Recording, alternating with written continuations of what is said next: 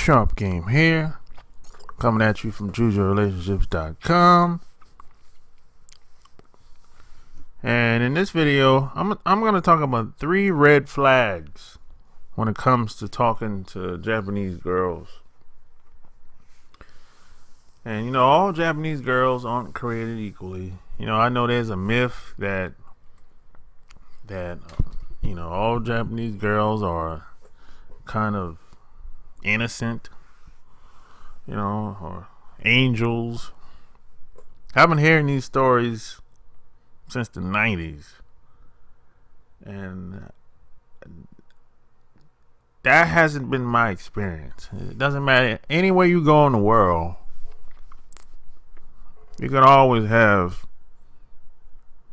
some women that are average, subpar, some good. That's just how that is. There's no such thing as a perfect person or somebody that's flawless.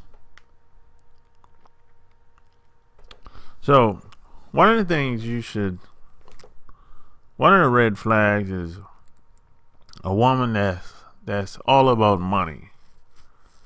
If for example, if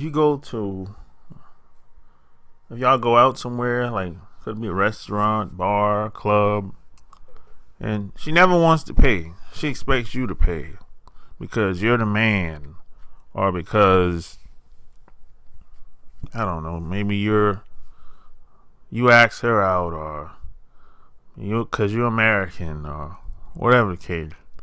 If that happens, that's a red flag. If she never wants to pay, sometimes, I'm not saying you should pay. You shouldn't have to pay all the time. It should be like you paid this time, I pay that time. If you've just met her and if she's acting like that, and she has that attitude, you need to cut that off and keep it moving. So money is the first one.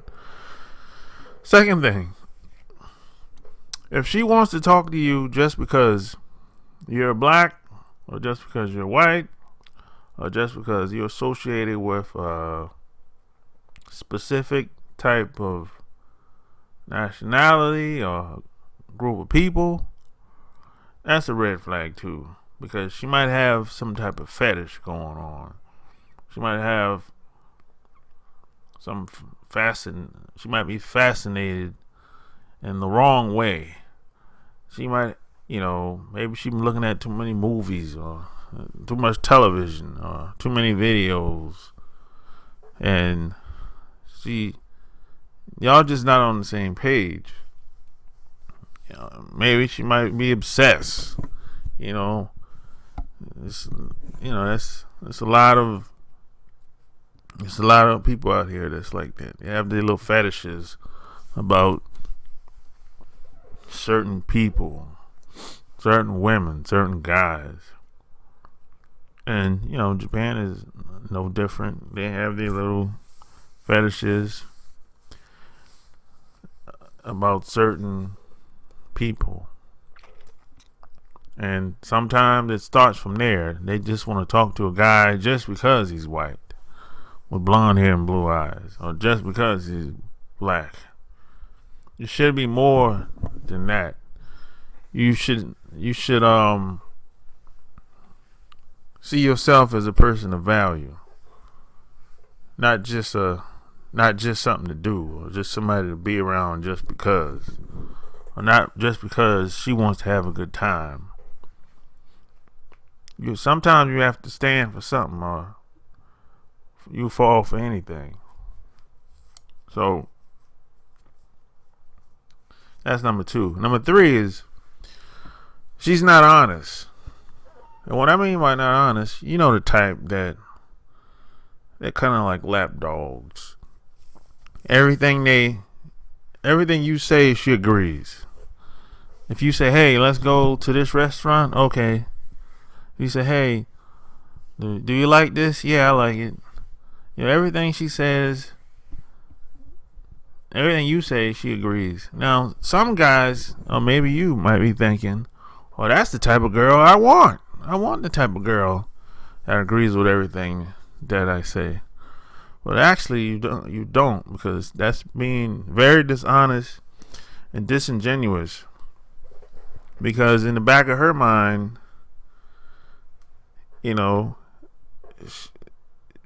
that shit is going to build up, and it's going to turn into something down the line. Because, you know, it's only human nature. Eventually, something's going to happen, and she's going to get upset, and you're going to hear, and she's going to vent, and you're going to hear about all that shit that she agreed with you about in the past.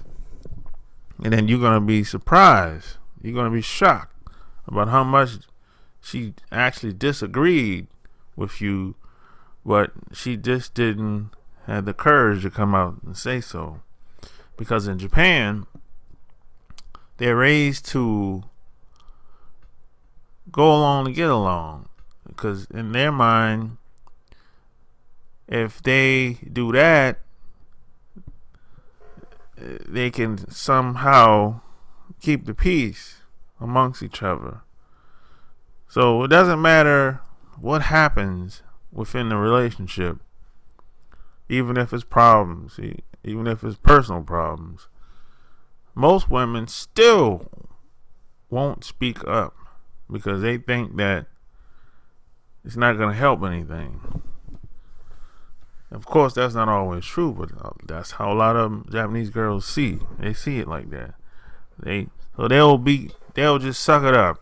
They won't even address any problems in the relationship. They'll just talk to other people about it outside the household. Most Japanese girls are like this. And you don't want to be with somebody like that, because what's going to happen, she's going to start doing things behind your back. It's like she's going to start telling other people about what's going on with you, what's going on in your household. So you don't want to be around anybody that's like that. And you know, there's the old rule of thumb, kind of like an old philosophy that I heard like 20 years ago.